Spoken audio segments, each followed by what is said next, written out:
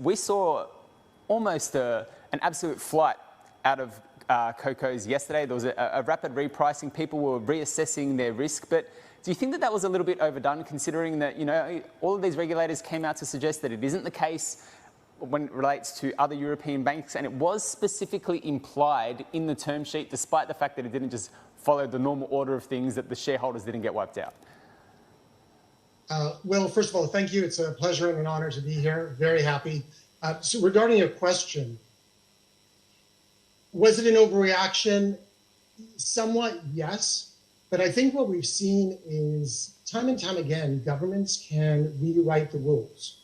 So although it was written into the rules that these AT1s, these CoCo bonds, could be written down to zero, and the language there is pretty clear.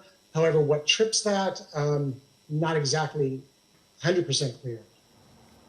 I think people are right in probably revising their opinions on some of the AT1s and the CoCo bonds.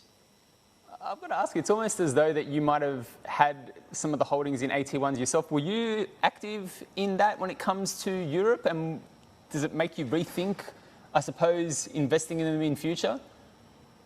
So, no, we were not active. I've been shown AT1s and CoCo bond strategies for the past 3 years, and every time I've politely turned them down because of the risks of what we just saw now of a bail-in with the bonds. I mean, what's happened with these bonds particularly is a contentious issue. They went to zero and equity received something.